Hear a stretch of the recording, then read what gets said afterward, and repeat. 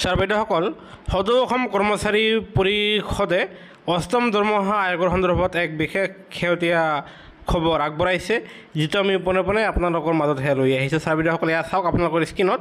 সদৌ অসম কৰ্মচাৰী পৰিষদৰ আহ্বান, অসমত শীঘ্ৰে অষ্টম দৰমহা আয়োগ গঠন কাৰ্যকৰী কৰক। হয় ছাৰ বাইদেউসকল, অসমত শীঘ্ৰে অষ্টম দৰমহা আয়োগ গঠন কৰি অহা 2026 চনৰ 1 জানুৱাৰীৰ পৰা উক্ত আয়োগৰ পৰামৰ্শাৱলী কাৰ্যকৰী কৰিবলৈ ৰাজ্য চৰকাৰলৈ মুকলি আহ্বান জনাইছে সদৌ অসম কৰ্মচাৰী পৰিষদে।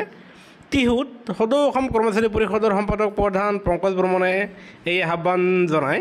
লগতে কয় যে ৰাজ্য চৰকাৰৰ বিষয়া শিক্ষক কৰ্মচাৰীসকলৰ বাবে অষ্টম দৰমহা আয়োগ গঠন কৰি আয়োগৰ পৰামৰ্শাৱলী অহা 2026 চনৰ 1 জানুৱাৰীৰ পৰা কাৰ্যকৰী হোৱাকৈ বৰ্ধিত হাৰত দৰমহা আদায় দিয়াৰ ব্যৱস্থা কৰিব লাগে।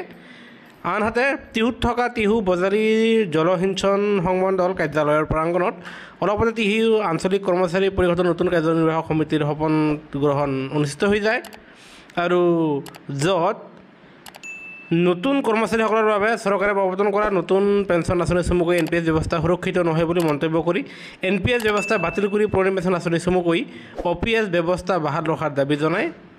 আৰু যাৰ ফলত ইয়াতে উল্লেখ কৰে যে ভাষণত শিক্ষকৰ আৰ্জিত ছুটি বৃদ্ধি কৰা, ৰাজ্য চৰকাৰৰ বিভিন্ন বিভাগৰ কৰ্মচাৰীৰ পদোন্নতিৰ বাবে সেৱা বিধি সংশোধন কৰা, শিক্ষকৰ বিভিন্ন সমস্যা সমাধান আদি শিক্ষক কৰ্মচাৰীৰ বিভিন্ন সমস্যা সন্দৰ্ভত সদৌ অসম কৰ্মচাৰী পৰিষদ সচেতন বুলি উনুকিয়াই অসম চৰকাৰী শিক্ষক কৰ্মচাৰীসকলক ঐক্যবদ্ধ হ'বলৈ আহ্বান জনায়।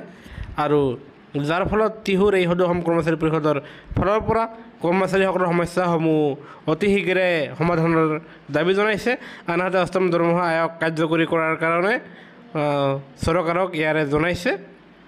আৰু লগতে নৱনিৰ্বাচিত সভাপতি সঞ্জীৱ দাসে ভাষণ আগবঢ়াই শিক্ষক কৰ্মচাৰীৰ স্বাস্থ্য বীমা আঁচনিৰ অধীনলৈ 100% ব্যয় বহন কৰা, লগতে স্বাস্থ্য বীমাৰ নীতি নিয়ম উজু কৰিবলৈ ৰাজ্য চৰকাৰলৈ মুকলি আহ্বান জনাইছে। আৰু সেয়েহে অষ্টম দৰমহা আয়োগৰ কাৰ্যকৰী কৰাৰ কাৰণে অসম চৰকাৰক জনাইছে।